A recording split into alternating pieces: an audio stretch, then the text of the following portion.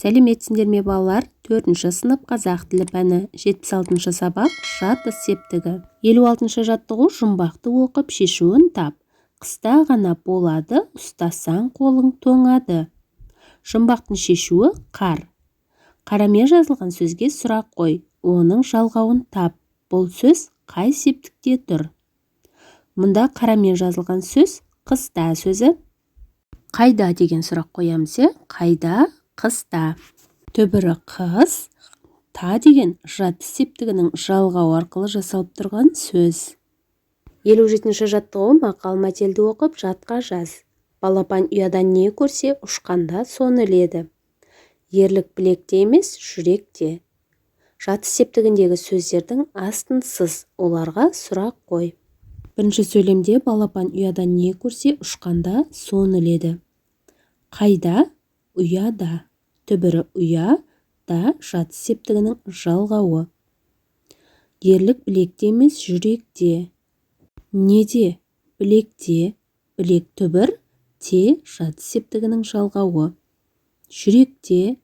Неде? Жүректе. Жүрек түбір, те жат септігінің жалғауы. Олай болса балалар, ережені мұқият тыңдап есімізге сақтап аламыз.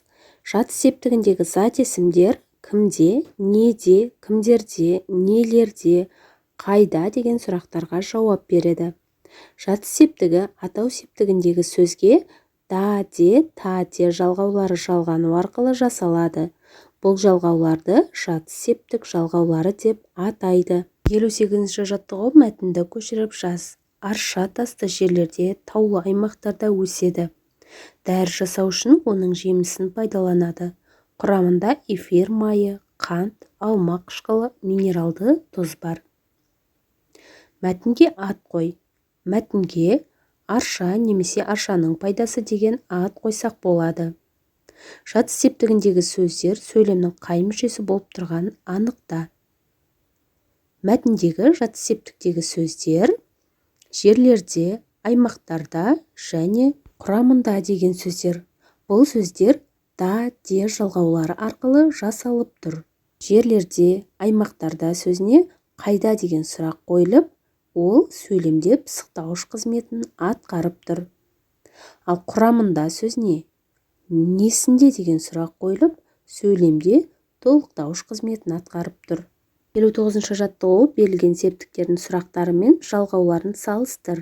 Бұларды бір-бірінен қалай айыруға болатыны жөнінде қорытынды жаса. Бар септігінің сұрақтары кімге, неге, қайда.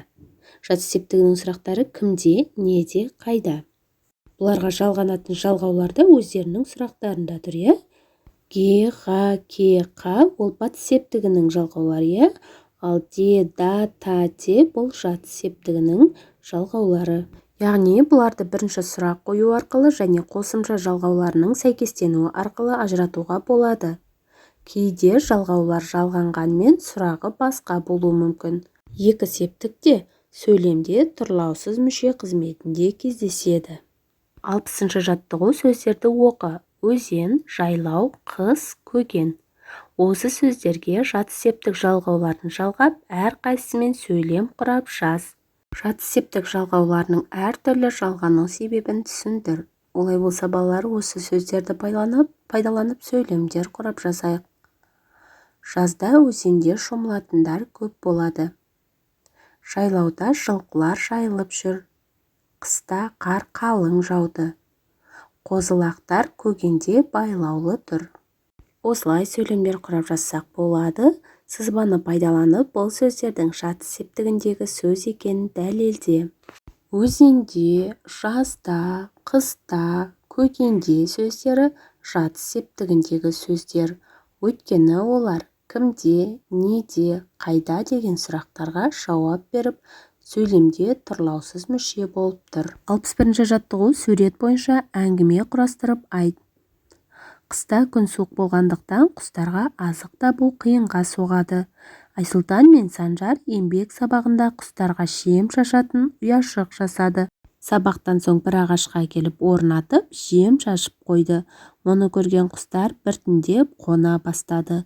Олардың бұл ісін көргендер құстарға жасап жатқан қамқорлықтарына тәнті болды. осы сияқты сендер де сурет бойынша әңгіме құрастыруларыңа болады. Ал балалар, осымен бүгінгі сабағымыз аяқталды. Сендерге барлық тапсырмалар түсінікті болды деген ойдамын.